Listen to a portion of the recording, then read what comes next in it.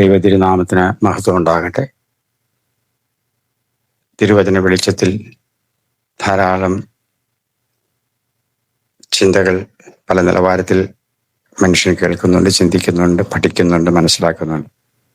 എന്നാൽ സത്യത്തെ മിഥ്യയാക്കി കളയുന്ന ഒത്തിരി ദുരുപദേശങ്ങളും തിരുവചനത്തിൽ നിന്ന് പലരും പ്രചരിപ്പിക്കുന്നുണ്ട് എന്നത് വളരെ ഖേദകരവും സങ്കടകരവുമാണ്. കർത്താവ് നമുക്ക് മുന്നറിയിപ്പ് നൽകിയിട്ടുണ്ട്. അവസാന നാളുകളിൽ പല കള്ളപ്രവാചകന്മാരും വരും. എല്ലാ അപ്പസ്തലന്മാരും കൃത്യമായിട്ട് പറയുന്നു. കർത്താവായ യേശു ക്രിസ്തു 7-ാം അധ്യായത്തിലും 24-ാം അധ്യായത്തിലും ഒക്കെ നമുക്ക് തന്ന മുന്നറിയിപ്പ് അവഗണിക്കാനാവില്ലല്ലോ. പൗലോസ് അപ്പോസ്തലൻ വ്യക്തമായിട്ട് പല ഭാഗങ്ങളിലായി അത് ആവർത്തിക്കുന്നുണ്ട്. പത്രോസ് അപ്പോസ്തലൻ അത് ഓർപ്പിക്കുന്നുണ്ട്. അതുകൊണ്ട് നമ്മൾ വചനത്തെ അതിന്റെ തനിമയിൽ മനസ്സിലാക്കണമെങ്കിൽ പരിശുദ്ധാത്മാവ് തന്നെ അധ്യാപകനായി നമ്മെ പഠിപ്പിക്കണം. പരിശുദ്ധാത്മാവിന്റെ സഹായം കൂടാതെ കൃത്യതയോടെ നമുക്ക് പഠിക്കാൻ പറ്റില്ല. അതുകൊണ്ട് വളരെ തീക്ഷ്ണതയോടെ ദാഹത്തോടെ നമുക്ക് ദൈവത്തോട് പ്രാർത്ഥിക്കാം. തിരുവചന സത്യങ്ങൾ അതിൻ്റെ തനി അർത്ഥത്തിൽ പരിശുദ്ധാത്മാവ് എന്തർത്ഥം ഉദ്ദേശിച്ചോ അതേ അർത്ഥത്തിൽ ഗ്രഹിക്കാൻ കൃപ നൽകണമേ എന്ന് പറഞ്ഞ് നമുക്ക് ആത്മാർത്ഥമായി പ്രാർത്ഥിക്കുകയും തിരുവചനം വായിച്ച് ധ്യാനിക്കുകയും ചെയ്യാം. കഴിഞ്ഞ പ്രാവശ്യത്തെ എപ്പിസോഡിൽ നമ്മൾ ചില ഭാഗങ്ങൾ ചിന്തിക്കുകയുണ്ടായി. യേശു ക്രിസ്തു എന്നെ പറ്റിയുള്ള 3 സവിശേഷതകൾ ചിന്തിച്ചു. അതിൻ്റെ അടിയിലൊരു കമന്റ് വന്നു. ഒരു സഹോദരി UK നിന്നാണെന്നാണ് എനിക്ക് തോന്നുന്നത് കമന്റിട്ട വിഷയം ശ്രദ്ധയിൽപ്പെടാനിടയായി. അവര് സന്മനസ്സവരുടെ അഭിപ്രായം പറയാനുള്ള മനസ്സ് കാണിച്ചതിൽ എനിക്ക് വളരെ സന്തോഷമുണ്ട്. പക്ഷെ അതിനകത്ത് എനിക്ക് തോന്നുന്നത് യേശുക്രിസ്തു സകല സൃഷ്ടിക്കും യേശുവാണ് സൃഷ്ടിപ്പ് നടത്തിയതെന്നുള്ള ധ്വനി വന്നു പോകുന്നുള്ളൂ എന്ന് എനിക്ക് സംശയമുണ്ട്. എനിക്കൊരു സംശയം അപ്പോൾ ഉദിച്ചു. അതിതാണ്, യേശുക്രിസ്തു അക്ഷരാർത്ഥത്തിൽ ഭൂമിയിൽ ജനിച്ച് ഏകദേശം 33 വർഷം കഴിഞ്ഞാണല്ലോ വീണ്ടും സ്വർഗ്ഗാരോഹണത്തിൽ മടങ്ങിപ്പോയത്. ആ കാലഘട്ടത്തിൽ ഈ ഭൂമിയിൽ നടന്ന സൃഷ്ടിപ്പുകളൊക്കെ ആര് നടത്തി എന്ന് ഞാൻ ചിന്തിച്ചിട്ടൊരു പിടി കിട്ടുന്നില്ല. അതിന് ആ സഹോദരിക്ക് ഏതെങ്കിലും വ്യക്തമായ വചന വെളിച്ചത്തിലുള്ള മറുപടി ഉണ്ടെങ്കിൽ അതിനുതകുന്ന ബൈബിൾ റെഫറൻസ് ഒന്നാൽ ഉപകാരമായി. തിരുവചനത്തിൽ യേശുക്രിസ്തു തന്നെ പറയുകയാണ്, ഞാൻ ഏകജാതനാണെന്ന്. ഞാൻ പറയുന്നതല്ല, ബൈബിളില് യോഹന്നാന്റെ സുവിശേഷം 3-ാം അധ്യായത്തിന്റെ 16-ാം വാക്യം നമുക്കൊന്ന് വായിക്കാം. തൻ്റെ ഏകജാതനായ പുത്രനിൽ വിശ്വസിക്കുന്ന ഏവനും, യേശുവാണ് പറയുന്നതെന്ന് ഓർക്കണമേ, യേശുക്രിസ്തു പറയുന്ന വാക്യമാണ്. തൻ്റെ ഏകജാതനായ പുത്രനിൽ വിശ്വസിക്കുന്ന ഏവനും നശിച്ചു പോകാതെ നിത്യജീവൻ പ്രാപിക്കേണ്ടതിന് ദൈവം അവനെ നൽകുവാൻ തക്കവണ്ണം ലോകത്തെ സ്നേഹിച്ചു. അപ്പൊ ഈ ദൈവം എവിടെയാ? ഈ ദൈവം ഏതാ? ഈ ദൈവമാണ് യഹോവയായ ദൈവം, ഏക സത്യ ദൈവം. യോഹന്നാന്റെ സുവിശേഷം 17-ാം അധ്യായത്തിന്റെ 3-ാം വാക്യത്തിൽ യേശു പ്രാർത്ഥിക്കുന്ന പ്രാർത്ഥന കൃത്യമായിട്ട് പറയുന്നു, ഏക സത്യ ദൈവമായ നിന്നെയും നീ അയച്ച യേശു ക്രിസ്തുവിനെയും അറിയുന്നത് തന്നെ നിത്യജീവൻ. പിന്നെ സഹോദരിക്ക് ഒരു സംശയം തോന്നി.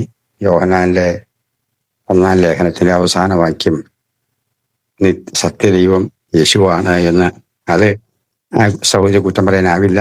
അത് വായിച്ച ആർക്കും അങ്ങനെ തോന്നിപ്പോകാം. കാരണം ആ വാക്യം അങ്ങനെ കിടക്കുന്നത്. ഞാൻ ആ വാക്യം വായിക്കും, അപ്പോൾ കൃത്യമാകും. അതിൻ്റെ 20-ാം വാക്യം ഇങ്ങനെയാണ് വായിക്കുന്നത്. യോഹന്നാന്റെ 1-ാം ലേഖനം അതിൻ്റെ 5-ാം അധ്യായത്തിന്റെ 20-ാം വാക്യം നമ്മളിങ്ങനെ വായിക്കുന്നു, ദൈവപുത്രൻ വന്നു എന്നും സത്യദൈവത്തെ, ആ പദം ശ്രദ്ധിക്കണമേ, സത്യദൈവത്തെ അറിവാൻ നമുക്ക് വിവേകം തന്നു എന്നും നാം അറിയും.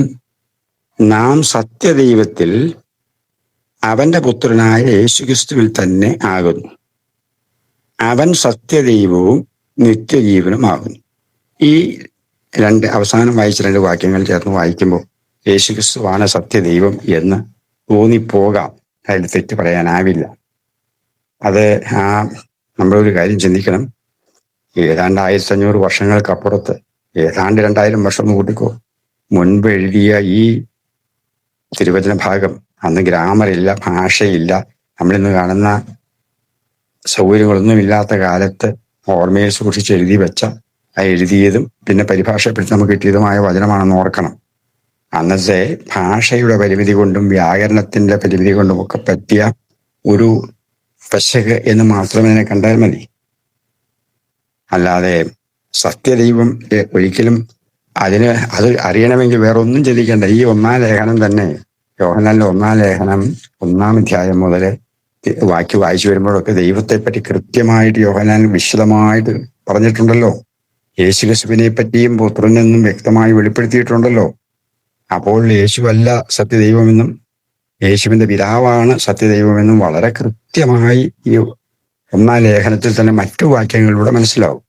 പക്ഷെ ഈ വാക്യം വായിച്ചാൽ സഹോദരിയെ കുറ്റം പറയാനാവില്ല. സഹോദരിയുടെ കാഴ്ചപ്പാട് ശരിയാണ്. താൻ യേശു തന്നെയാണ് സത്യദൈവം എന്ന് വേണമെങ്കിൽ നമുക്ക് വ്യാഖ്യാനിക്കാം. അത് തന്നെയാണ് നമ്മൾ ഈ തീത്തോസിന്റെ ലേഖനത്തിലെ അതിന്റെ ഒരു വാക്യമുണ്ടല്ലോ. തീത്തോസിന്റെ ലേഖനത്തിൽ നമ്മൾ വരുമ്പോൾ അതിന്റെ 2-ാം അധ്യായത്തിന്റെ 11-ാം വാക്യത്തിലും ഇതേപോലെ ഒരു അബദ്ധമുണ്ട്. സകല മനുഷ്യർക്കും രക്ഷാകരമായ ദൈവങ്ങൾ ബോധിച്ചുവല്ലോ. നാം ഭാഗ്യകരമായ പ്രത്യാശയ്ക്കായിട്ടും മഹാദൈവവും നമ്മുടെ രക്ഷിതാവുമായ യേശു ക്രിസ്തുവിന്റെ തേജസ്സിന്റെ പ്രതിഷ്ഠയ്ക്കായിട്ടും കാത്തുകൊണ്ട് എന്ന് പറയുമ്പോൾ, മഹാദൈവവും നമ്മുടെ രക്ഷിതാവുമായ യേശു ക്രിസ്തു എന്ന് പറയുമ്പോൾ ആ മഹാദൈവം യേശു ക്രിസ്തുവാണ് എന്ന് വളരെ സ്പഷ്ടമാണ് ആ വാക്യത്തിൽ. പക്ഷെ POC ബൈബിളിൽ വളരെ കൃത്യമായിട്ട് എഴുതിയിട്ടുണ്ട്, മഹാദൈവത്തിന്റെയും നമ്മുടെ രക്ഷിതാവായ യേശു ക്രിസ്തുവിന്റെയും എന്ന് എടുത്തു പറഞ്ഞിരിക്കുകയാണ്. കുറച്ചുകൂടി മോഡേൺ വേർഷനാണല്ലോ POC ബൈബിള്. അത് കറക്റ്റാണ്. ഇംഗ്ലീഷ് ബൈബിളിലും ഒരർത്ഥത്തിൽ പറഞ്ഞാൽ മേ ഗോഡ് എന്നുള്ള അർത്ഥത്തിലാണ് പറയുന്നത്. അത് ഈ ഇതിലല്ല കേട്ടോ, ഏകദേശം ഈ അർത്ഥം. അതായത് ഇതൊക്കെ ഗ്രാമാറ്റിക്കൽ പ്രോബ്ലം എന്നുള്ളതല്ലാതെ ഒരിക്കലും യേശു മഹാദൈവമാണെന്ന് തെളിയിക്കുന്ന വാക്യമേ അല്ല. ചില അബദ്ധങ്ങൾ, ചില വചനത്തിൽ തെറ്റുപറ്റോ എന്ന് ചോദിച്ചാൽ വചനത്തിൽ തെറ്റില്ല. പക്ഷേ ഇത് പരിഭാഷപ്പെടുത്തിയപ്പോൾ ഇതിന്റെ തനിമയിലുള്ള അർത്ഥം വേണ്ടവണ്ണം ഉൾക്കൊള്ളാൻ പറ്റാതെ പോയ ചില അബദ്ധങ്ങൾ ഉണ്ടായിട്ടുണ്ട്. അത് വ്യാകരണ പെശകാകാം, ഭാഷയുടെ വൈകല്യമാകാം, എന്തുമാകാം. അത് മറ്റു വാക്യങ്ങളുമായിട്ട് നമ്മൾ കോറിലേറ്റ് ചെയ്യേണ്ടത്. അങ്ങനെ ചെയ്യുമ്പോഴല്ലേ അതിന്റെ സത്യാവസ്ഥ നമുക്ക് മനസ്സിലാക്കാൻ പറ്റുള്ളൂ. അതുകൊണ്ട് ഇവിടെ മഹാദൈവവും നമ്മുടെ രക്ഷിതാവുമായ യേശു ക്രിസ്തു എന്ന് പറയുമ്പോൾ യേശുവാണ് മഹാദൈവം, പിന്നെ വേറൊരു ദൈവം ഇല്ലല്ലോ. അതൊക്കെ എന്ത് വിവരക്കേടാണ്. നമുക്ക് സാമാന്യ ബുദ്ധിയുള്ളവർക്ക് മനസ്സിലാക്കാവുന്ന കാര്യമേ ഉള്ളൂ.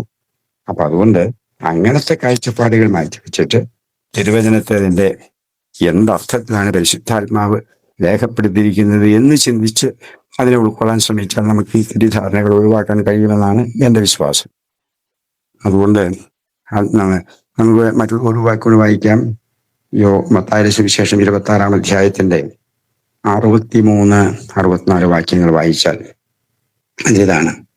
യേശുവോ മിണ്ടാതിരുന്നു. മഹാപുരോഹിതൻ പിന്നെയും അവനോട്, നീ ദൈവപുത്രനായ ക്രിസ്തു തന്നെയോ പറക എന്ന് ഞാൻ ജീവനുള്ള ദൈവത്തെ കൊണ്ട് നിന്നോട് ആണയിട്ട് ചോദിക്കുന്നു എന്ന് പറഞ്ഞു. യേശു അവനോട്, ഞാനാകുന്നു. ഇനി മനുഷ്യപുത്രൻ സർവശക്തന്റെ വലത്തുഭാഗത്തിരിക്കുന്നത് ആകാശമേഘങ്ങളെ വാഹനമാക്കി വരുന്നതും നിങ്ങൾ കാണും എന്ന് ഞാൻ പറയുന്നു.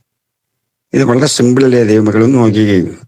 ഇവിടെ ദൈവപുത്രനായ ക്രിസ്തുവാണോ എന്ന് ചോദിക്കുക. അപ്പൊ യേശു പറയുകയാണ്, ഞാനാകുന്നു എന്ന് പറഞ്ഞ യേശു ആരാ? ദൈവപുത്രനായ ക്രിസ്തുവാണ് എന്ന് അസന്നിഗ്ധമായി തെളിയിക്കല്ലേ. യേശു സ്വയം സമ്മതിക്കല്ലേ, സ്വയം അംഗീകരിക്കുമല്ലേ. ഇതിൽ എന്ത് തെളിവാണ് നമുക്ക് വേണ്ടത്? യേശു ദൈവപുത്രൻ. അത് ആ ഭാഗം അങ്ങനെ ഒന്ന് ചിന്തിച്ച പുത്രൻ എന്ന് പറയുമ്പോൾ ഇത്ര വിഷമിക്കുന്ന എന്തിനാ ആളുകൾ? എനിക്കത് മനസ്സിലാകുന്നില്ല. ഈ ഒട്ടും പിടികിട്ടാത്തൊരു വിഷയം അത്. സത്യത്തില് എന്ത് പറയാണ്, യോഹന്നാന്റെ സുവിശേഷം നമ്മൾ 3-ാം അധ്യായം 16-ാം വാക്യത്തിൽ ഏകജാതൻ എന്ന് യേശു തന്നെ പറ്റി പറയുന്ന വാക്യം നമ്മൾ ശ്രദ്ധിച്ചല്ലോ. ഇനി യോഹന്നാന്റെ സുവിശേഷം 4-ാം അധ്യായത്തിന്റെ 26-ാം വാക്യത്തിലേക്ക് വരുമ്പോൾ അവിടെ യേശു ക്രിസ്തു ആ സ്ത്രീയുടെ സമരിയക്കാരിയോട് പറയുന്നത്, നിന്നോട് സംസാരിക്കുന്നത് ഞാൻ തന്നെ മശിഹായാകുന്നു എന്ന് പറഞ്ഞു. അപ്പൊ യേശു ആരാ? മശിഹ. യേശു പറയുകയാണ്, തന്നെ പറ്റി പറയുകയാണ് താൻ മശിഹയാണെന്ന്. ഇതിനെന്തൊരു വ്യാഖ്യാന പിന്നെ വേണ്ടത്? എനിക്കത് മനസ്സിലാകുന്നില്ല. അതുപോലെ നമുക്ക് അതിന്റെ 13-ാം അധ്യായത്തിന്റെ അതേ അധ്യായത്തിൽ ഈ യോഹന്നാന്റെ സുവിശേഷം 13-ാം അധ്യായത്തിന്റെ 19-ാം വാക്യം കൂടെ നമുക്കൊന്ന് വായിക്കാം. 13-ാം അധ്യായത്തിന്റെ 19-ാം വാക്യം. ആ വാക്യം വായിക്കുമ്പോൾ അതിനകത്ത് ഇങ്ങനെ എഴുതിയിരിക്കുകയാണ്: അത് സംഭവിക്കുമ്പോൾ ഞാൻ തന്നെ മെശിഹ എന്ന് നിങ്ങൾ വിശ്വസിക്കേണ്ടതിന് ഞാനിപ്പോൾ അത് സംഭവിക്കും മുമ്പേ നിങ്ങളോട് പറയുന്നു. കണ്ടോ, വീണ്ടും കർത്താവ് തന്നെ മെശിഹായാണ്, താൻ മെശിഹായാണ് എന്ന് തെളിയിക്കാൻ വേണ്ടി ഒരു വാക്യം കൂടെ പറയുകയാണ്. മെശിഹ എന്ന് പറഞ്ഞ ദൈവമല്ലല്ലോ. വളരെ കൃത്യമല്ലേ? ഇത്രയും കൃത്യമായ തിരുവചന ഭാഗങ്ങൾ നമ്മുടെ മുൻപിലുള്ളപ്പോൾ എന്തിനെ സംശയിക്കുന്നതെന്ന് എനിക്ക് മനസ്സിലാകുന്നില്ല. യേശു ദൈവപുത്രനാണ്. പുത്രൻ എന്ന് പറഞ്ഞാൽ തന്നെ അതിന്റെ അർത്ഥം ആരംഭമുണ്ടല്ലോ. ജനിച്ചിരും ഒരു സമയമില്ലേ? പിന്നെ ദൈവം വെളിച്ചമാണ്, അല്ല യേശു വെളിച്ചമാണ്. ആ ഉൽപ്പത്തി പുസ്തകത്തിൽ വെളിച്ചമുണ്ടാകട്ടെ എന്ന് യേശുവാ പറഞ്ഞത്. അപ്പം വെളിച്ചമുണ്ടായതിന് സൗകര്യ ചിന്തിക്കുന്നു എന്ന് എനിക്ക് തോന്നുന്നു. അങ്ങനെ അതിനെ എവിടെ എന്ത് പറയാനാ? യോഹന്നാൻ 1-ാം ലേഖനം വായിച്ചു നോക്കൂ, ദൈവത്തെ പറ്റി വെളിച്ചം എന്ന് പറയുന്നുണ്ട്. അപ്പോൾ നമ്മളൊരു സ്വിച്ച് ഇടുമ്പോൾ ഒരു ബൾബ് കത്തുവാണ്. ആ ബൾബ് കത്തുമ്പോൾ ബൾബിൽ നിന്ന് വരുന്ന വെളിച്ചം യേശുവാണോ? എനിക്ക് മനസ്സിലാകുന്നില്ല. അത് എന്തോ അതിനെപ്പറ്റി എനിക്കത് വിശദീകരിക്കാൻ അറിയില്ല. ദൈവം വെളിച്ചമാണ്, യേശുവും വെളിച്ചമാണ്. അത് ഉദ്ദേശിച്ച ഒരു ആത്മീയ വെളിച്ചത്തിന്റെ അർത്ഥത്തിലാണ്. പക്ഷെ ഉൽപ്പത്തി പുസ്തകത്തിൽ 3-ാം അധ്യായത്തിൽ പറയുന്നത് സാക്ഷാൽ പ്രപഞ്ച, അത് ആ 139-ാം സങ്കീർത്തനത്തിൽ നമ്മൾ വായിക്കുന്നില്ലേ? ദൈവത്തെ പറ്റിയുള്ള ക്വാളിഫിക്കേഷൻ അതിനകത്ത് കൃത്യമായി പറയുന്നുണ്ടല്ലോ. അവിടെ ദൈവം പറയുന്നുണ്ട്, വലിയ വെളിച്ചങ്ങളെ അവനുണ്ടാക്കി, പകൽ വാഴുവാൻ സൂര്യനെയും രാത്രി വാഴുവാൻ ചന്ദ്രനെയും നക്ഷത്രങ്ങളെയും ഉണ്ടാക്കി എന്നൊക്കെ പറയുന്നത് ആരെക്കുറിച്ചാണ്? യേശുവിനെ കുറിച്ചാണോ? എനിക്കറിയില്ല. എന്റെ ദൈവം എത്രത്ര അബദ്ധങ്ങളൊക്കെ എങ്ങനെ മനുഷ്യന്റെ ഉള്ളിൽ കയറി കൂടുന്നുവെന്ന്. പ്രപഞ്ച സൃഷ്ടാവായ മഹോന്നതനായ സർവശക്തനായ സർവവല്ലഭനായ നിത്യനായ യഹോവയായ ഏകസത്യ ദൈവം. ആർക്കെങ്കിലും സംശയം ഉണ്ടെങ്കിൽ ഞാൻ ഒരു ഷോർട്ട് കട്ട് പറയാം. ഷോർട്ട് കട്ട് എന്ന് പറഞ്ഞാൽ മറ്റൊന്നുമല്ല, ഈ ദൈവത്തെ പറ്റിയുള്ള സാമാന്യം നമുക്ക് വളരെ എളുപ്പത്തിലും അംഗീകാരയോഗ്യമായ മനോഹരമായ എന്റെ ചിന്തയില്, എന്റെ പഠനത്തില് എനിക്ക് കിട്ടിയ ഒരു വാക്യം പറയാം. തിമോത്തിയോസിന്റെ 1-ാം ലേഖനം, തിമോത്തിയോസിന്റെ 1-ാം ലേഖനം അതിന്റെ അവസാനത്തെ അധ്യായം, അതായത് 6-ാം അധ്യായത്തിന്റെ 14 മുതലുള്ള വാക്യങ്ങൾ, 15 മുതലുള്ള വാക്യങ്ങളുണ്ട്. 15 ദൈവജനം ഒന്ന് ശ്രദ്ധിക്കൂ.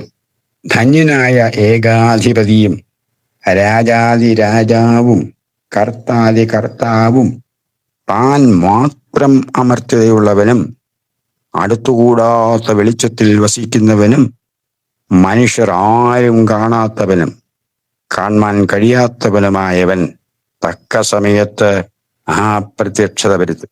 യേശുക്രിസ്തുവിന്റെ പ്രത്യക്ഷതയെ പറ്റി വരുത്തുന്ന കാര്യമാണ് പറയുന്നത് കേട്ടോ. അവന് ബഹുമാനവും നിത്യബലവും ഉണ്ടാകട്ടെ. ആമേൻ. ദൈവത്തെപ്പറ്റി സാമാന്യമായ നല്ലൊരു ക്വാളിഫിക്കേഷൻ, നല്ലൊരു എക്സ്പ്ലനേഷൻ പറയുന്ന വാക്യമാണ് ഈ തിമോത്തിയോസിന്റെ 1-ാം ലേഖനം അതിന്റെ 6-ാം അധ്യായത്തിലെ 15-16 വാക്യങ്ങൾ. സംശയമുള്ളവർക്ക് ഈ വാക്യങ്ങൾ വായിച്ച് ധ്യാനിക്കാം. ഈ ക്വാളിറ്റി ആർക്കെങ്കിലും ഉണ്ടെങ്കിൽ അത് ദൈവം തന്നെ, ഒരു സംശയമില്ല. അത് ഒറ്റ വ്യക്തിക്കേ ഉള്ളൂ. ഏക സത്യദൈവമായ യഹോവയായ പ്രപഞ്ച സൃഷ്ടാവായ സർവവല്ലഭനായ ദൈവത്തിന് മാത്രം. അത് യേശുക്രിസ്തുവിനുമില്ല, പരിശുദ്ധാത്മാവിനുമില്ല. അതിൽ കുറെ ക്വാളിറ്റീസ് ഒക്കെ നമുക്ക് എല്ലാവർക്കും ഉണ്ട്, പക്ഷെ എല്ലാം ആട്രിബ്യൂട്ട് ചെയ്യാം. പക്ഷേ ഏകസത്യ ദൈവത്തിന് മാത്രമുള്ള ക്വാളിറ്റീസാണ് എഴുതിയിരിക്കുന്നത്. അതുകൊണ്ട് ഞാനിത് നമ്മുടെ വിഷയത്തിൽ നിന്ന് അകന്നു പോയോ എന്നൊരു സംശയം ഉണ്ടായാൽ റിയലി സോറി ഫോർ ദാറ്റ്. നമുക്ക് യേശുക്രിസ്തുവിനെ പറ്റിയുള്ള വിവിധങ്ങളായ ചിന്തകളിലേക്ക് തുടർന്ന് തിരുവചന വെളിച്ചത്തിൽ ചിന്തിക്കാൻ കർത്താവ് സഹായിക്കട്ടെ. പ്രാരംഭമായി നമുക്ക് കുഞ്ഞാട്, യേശുക്രിസ്തുവിനെ പറ്റി കുഞ്ഞാട് എന്ന പദപ്രയോഗം കാണുന്നു. അതിനെപ്പറ്റി നമുക്ക് ചിന്തിക്കാം. ഒരു ചെറിയ തെറ്റ് പറ്റി തിരുത്താൻ വേണ്ടിയിട്ടാണ് ഞാൻ ഈ പദം ഉപയോഗിക്കുന്നത് കേട്ടോ. 139-ാം സങ്കീർത്തനത്തിൽ എന്ന് പറഞ്ഞത് തെറ്റാണ്. 136-ാം സങ്കീർത്തനത്തിന്റെ 7-ാം വാക്യമാണ്. ആ വാക്യം ഇങ്ങനെയാണ് വായിക്കുന്നത്: വലിയ വെളിച്ചങ്ങളെ ഉണ്ടാക്കിയവന് അവന്റെ ദയ എന്നേക്കുമുള്ളത്. ദൈവത്തിന്റെ സൃഷ്ടിപ്പിനെ പറ്റി 136-ാം സങ്കീർത്തനം വളരെ ഭംഗിയായിട്ട് അവതരിപ്പിക്കുന്നുണ്ട്. നമുക്കറിയാമല്ലോ. ഏകനായി ആ 4-ാം വാക്യത്തിൽ പറയുകയാണ്, ഏകനായി മഹാത്ഭുതങ്ങളെ പ്രവർത്തിക്കുന്നവന് എന്ന് പറയുന്നുണ്ട്. ജ്ഞാനത്തോടെ ആകാശങ്ങളെ ഉണ്ടാക്കിയവന്, പിന്നെ ഭൂമിയെ വെള്ളത്തിൽ വിരിച്ചു തുടങ്ങിയ വാക്യങ്ങളൊക്കെ പറഞ്ഞിട്ട് അതിന്റെ 8-ാം വാക്യത്തിൽ പറയുന്നത് പകൽ വാഴുവാൻ സൂര്യനെയും രാത്രി വാഴുവാൻ ചന്ദ്രനെയും നക്ഷത്രങ്ങളെയും ഉണ്ടാക്കിയവൻ എന്നൊക്കെ കൃത്യമായ തിരുവചനത്തിൽ പറയുന്നുണ്ട്. എല്ലാം സൃഷ്ടിച്ചത് ഏകസത്യ ദൈവമായ യഹോവയായ ദൈവമാണ് എന്ന് ഓർപ്പിക്കാൻ വേണ്ടിയാണ് എനിക്ക് അബദ്ധം പറ്റിയത്. ഞാൻ റഫറൻസ് പറഞ്ഞത് തെറ്റിപ്പോയി. 139 സങ്കീർത്തനമല്ല, 136 സങ്കീർത്തനത്തിലെ വാക്യമാണ് കേട്ടോ. പ്രപഞ്ച സൃഷ്ടിയോടുള്ള ബന്ധത്തിൽ സങ്കീർത്തനത്തിൽ വിശദീകരിച്ചിരിക്കുന്നത് ഇതാണ്. I am sorry for the mistake. Okay. വാത്സല്യ സഹോദരിയുടെ കമലിനോടുള്ള ബന്ധത്തിൽ ഒരു മറുപടി കൂടി ചേർത്ത് പറയുവാൻ കർത്താവിൽ ആഗ്രഹിക്കുകയാണ്. സഹോദരി പറഞ്ഞത് ക്രിസ്തു ആണ് സകല സൃഷ്ടിപ്പും നടത്തിയത് എന്നൊരു ധ്വനിയിൽ സംസാരിച്ചു. മനുഷ്യനെ സൃഷ്ടിച്ചത് പിതാവും യേശു ക്രിസ്തുവും കൂടിയാണ് എന്നും പറഞ്ഞു. അതിൻ്റെ ഏതെങ്കിലും വാക്യ റെഫറൻസ് ഉണ്ടെങ്കിൽ, അതിനെ സ്വീകരിക്കുന്ന റെഫറൻസ് ഉണ്ടെങ്കിൽ ദയവായി ഒന്നായി അറിയിച്ചത് ഉപകാരമായി. പിന്നെ യേശു സൃഷ്ടിപ്പ് നടത്തി എന്ന് പറയുന്നതിന് ഉപോത്ബലകമായി വേണമെങ്കിൽ ഒരു വാക്യം നമുക്ക് വായിക്കാൻ കഴിയും. യോഹന്നാന്റെ സുവിശേഷം 1-ാം അധ്യായത്തിലെ 3-ാം വാക്യത്തിൽ സകലവും അവൻ മുഖാന്തരം ഉളവായതൊന്നും അവനെ കൂടാതെ ഉളവായതല്ല എന്ന വാക്യം. അപ്പോൾ സകലവും അവൻ മുഖാന്തരം ഉളവായി എന്ന് പറയുന്ന വാക്യം വെച്ച് ഒരു പക്ഷേ ആ സഹോദരി അങ്ങനെ ചിന്തിച്ചു കാണും.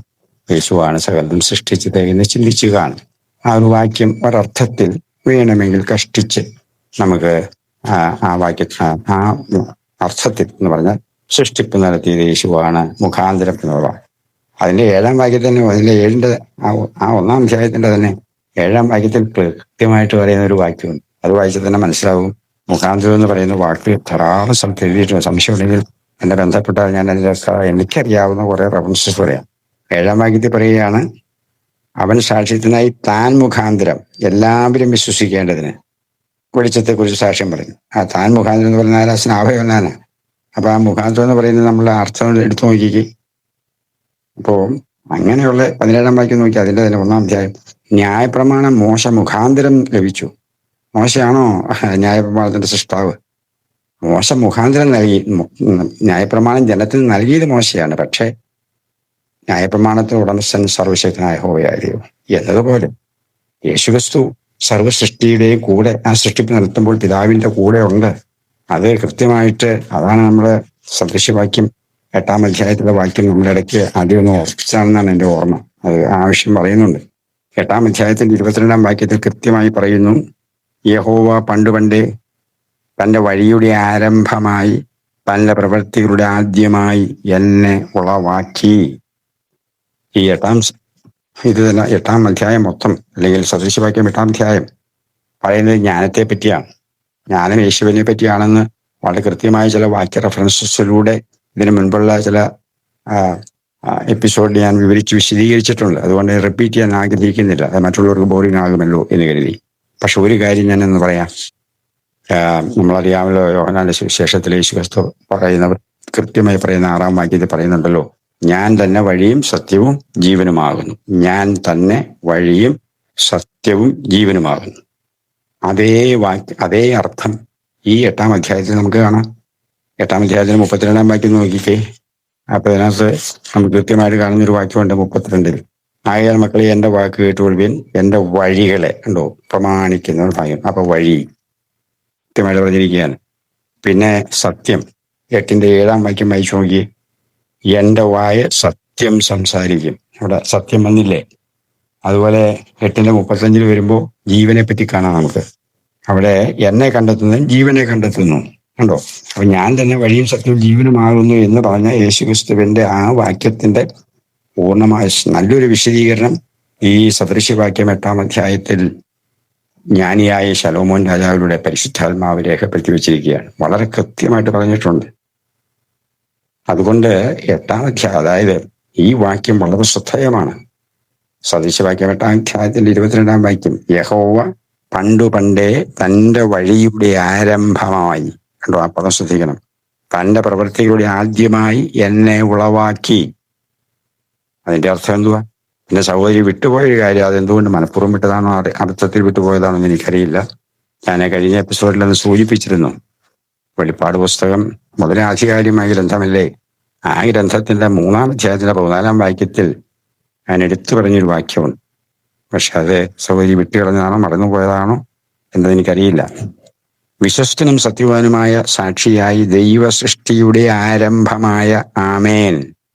ദൈവസൃഷ്ടിയുടെ ആദ്യം തുടങ്ങുന്നത് യേശുക്രിസ്തുവിലാണെന്ന് ഞാൻ തെളിയിച്ചതിന് ഉപോത്ബലമായി സൂചിച്ച വാക്യമാണിത്. ഈ വാക്യത്തെപ്പറ്റി സഹോദരി എന്താണ് മനസ്സിലാക്കിയതെന്ന് എനിക്കറിയില്ല. കൊളോസ്യ ലേഖനത്തിലെ വാക്യവും റെഫറൻസ് ആയിട്ട് പറഞ്ഞല്ലോ. അതിന്റെ 18-ാം വാക്യത്തിൽ കൃത്യമായിട്ട് പറയുന്നുണ്ട്. വളരെ ക്ലിയറാണ്, ഒരു സംശയവിശ്വാസമുണ്ട്. പക്ഷെ അതിനൊക്കെ വ്യാഖ്യാനങ്ങൾ മനുഷ്യരെ എന്താ വലിയ പണ്ഡിതന്മാർ വേറെ വ്യാഖ്യാനങ്ങൾ പറയുന്നത്. എനിക്ക് ആ പാണ്ഡിത്യമൊന്നും ഇല്ലാത്തതുകൊണ്ട് എനിക്കൊന്നും പറയാൻ അറിയില്ല കേട്ടോ. എനിക്ക് ആ ബൈബിളിൽ എഴുതിയേക്കുന്ന വാക്യം വെച്ച് ഞാൻ ചിന്തിക്കുന്നു. അവൻ സഭ എന്ന ശരീരത്തിന്റെ തലയും ആകുന്നു, സകലത്തിലും താൻ മുമ്പനാകേണ്ടതിന്. ആ പദം എനിക്ക് മനസ്സിലായി ചിന്തിച്ചാൽ, സകലത്തിലും താൻ മുൻപനാകേണ്ടതിന് അവൻ ആരംഭവും, കണ്ടോ, അവൻ ആരംഭവും മരിച്ചവരുടെ ഇടയിൽ നിന്ന് ആദ്യനായി എഴുന്നേറ്റവന് പോകും. ആരംഭം എന്ന് പറഞ്ഞാൽ അതിന്റെ അർത്ഥം എന്തോ? ആരംഭം മീൻസ് സ്റ്റാർട്ടിങ് പോയിന്റ് അല്ലേ അത്? അത് വളരെ ക്ലിയർ അല്ലേ അത്? 15-ാം വാക്യവും ക്ലിയർ ആണ് കേട്ടോ. അവൻ അദൃശ്യനായ ദൈവത്തിന്റെ പ്രതിമയും സർവ്വസൃഷ്ടിക്കും ആദ്യ ജാതനും. ജാതൻ എന്ന് പറഞ്ഞാൽ എന്താ അർത്ഥം? ജനിച്ചവെന്നല്ലേ. ജനിച്ചു എന്ന് പറഞ്ഞ ഒരു ജനിച്ച സമയമില്ലേ, ഒരു ഡേറ്റ് ഇല്ല, അല്ലെങ്കിൽ ഒരു സമയമില്ല. ദാറ്റ് മീൻസ് ഒരു ആരംഭം ഉണ്ടല്ലോ. ഇതൊക്കെ സാമാന്യം സിമ്പിളായിട്ട് ചിന്തിച്ചാൽ മനസ്സിലാകാവുന്ന കാര്യമുള്ളൂ. അത് സഹോദരി വിട്ടുപോയതാണോ അതോ മറന്നുപോയതാണോ എനിക്കറിയില്ല. ഒന്ന് ഓർപ്പിക്കാൻ വേണ്ടി മാത്രമേ ഞാൻ ഈ ഭാഗം ഇവിടെ ഒന്ന് ഓർപ്പിച്ചു എന്നേ ഉള്ളൂ. ഈ വിഷയങ്ങളൊക്കെ പ്രാർത്ഥനാപൂർവ്വം ധ്യാനിക്കുക കേട്ടോ. നിശ്ചയമായും പരിശുദ്ധാത്മാവ്, സകല സത്യത്തിലും വഴി നടത്തുന്ന പരിശുദ്ധാത്മാവ് നമ്മെ ഈ തിരുവചനത്തിന്റെ ആഴമായ സത്യങ്ങളിലേക്ക് നയിക്കുമെന്ന കാര്യത്തിൽ എനിക്ക് സംശയമില്ല. ഞാനും പാരമ്പര്യത്തിന്റെ ബന്ധനത്തിൽ കുടുങ്ങിക്കിടന്ന മനുഷ്യനാണ്. ഒരു യാഥാസ്ഥിക തുല്യ കുടുംബത്തിൽ ജനിച്ച് വളർത്തപ്പെട്ട് ദീർഘവർഷം അതിന്റെ ആചാരങ്ങളിലും അനുഷ്ഠാനങ്ങളും അടിയുറച്ച് വിശ്വസിച്ച് അണുവിട വ്യതിചലിക്കാതെ വളരെ കൃത്യതയോടെ വിശ്വസിക്കുകയും അതിനനുസരിച്ച് ജീവിക്കുകയും ചെയ്ത വ്യക്തിയാണ്. പക്ഷേ ദൈവത്തിന്റെ സമയമായപ്പോൾ ദൈവം മുഖാന്തരങ്ങൾ ഒരുക്കി തിരുവചനം വായിക്കാനും, അങ്ങനെ വായിക്കുന്നത് ഒറ്റ ദിവസം കൊണ്ടൊന്നും 6-7 വർഷം വായിച്ച് പഠിച്ച് പ്രാർത്ഥിച്ച് മനസ്സിലാക്കി പരിശുദ്ധാത്മാവിൽ അടയാളം ചോദിച്ച് അടയാളം തന്ന് ബോധ്യമാക്കിയപ്പോഴാണ് സത്യ അനുഭവത്തിലേക്ക് മാറിയത്. അങ്ങനെ ദീർഘനാള് അത് സത്യമാണെന്ന് വിശ്വസിച്ച് ജീവിച്ചു. ആ ത്രിയേക ദൈവം എന്നുള്ള വിഷയം അതുപോലെ വിശ്വസിക്കുകയും പഠിപ്പിക്കുകയും ചെയ്തുകൊണ്ടിരുന്നതാണ്. പക്ഷേ ഭാഗ്യവശാൽ പരിശുദ്ധാത്മാവിന്റെ കണ്ണുകളെ തുറന്ന് ആത്മീയ ദൃഷ്ടിയെ പ്രകാശിപ്പിച്ച് സത്യത്തിലേക്ക് നയിച്ചു. അതുകൊണ്ടാണ് ആത്മഭാരത്തോടെ, വളരെ എന്താ പറയുക, ഹൃദയഭാരത്തോടെ തന്നെയാണ് ഞാൻ ഈ മെസ്സേജ് തയ്യാറാക്കുന്നത്. ഇത് അറിയാത്ത ജനം സത്യം അറിയണമല്ലോ എന്ന ആഗ്രഹം കൊണ്ട് മനഃപൂർവ്വമായിട്ടും അതിനുവേണ്ടി സമയം കണ്ടെത്തി അതിനുവേണ്ടി ബന്ധപ്പെട്ട് ഈ എപ്പിസോഡ് പബ്ലിഷ് ചെയ്യുന്നതാണ്. ഇതിന്റെ പിന്നിൽ മറ്റൊരു ലക്ഷ്യവുമില്ല. ഇതറിയാത്തവര്, താല്പര്യമുള്ളവർക്ക്, സത്യമറിയാൻ ആഗ്രഹമുള്ളവർക്ക് പരിശുദ്ധാത്മാവ് വഴി ഗ്രഹിക്കാൻ ഒരു മുഖാന്തരമാകട്ടെ എന്നുള്ള ആഗ്രഹം മാത്രമാണ് ഈ എപ്പിസോഡുകളെ പ്രിപ്പയർ ചെയ്യാനും അയക്കാനും പ്രേരിപ്പിക്കുന്നത്. ദൈവം എല്ലാവരെയും അനുഗ്രഹിക്കട്ടെ. നമുക്ക് മറ്റു ഭാഗങ്ങൾ തുറന്ന് ചിന്തിക്കാം. ദൈവം അനുഗ്രഹിക്കട്ടെ. ആമേൻ.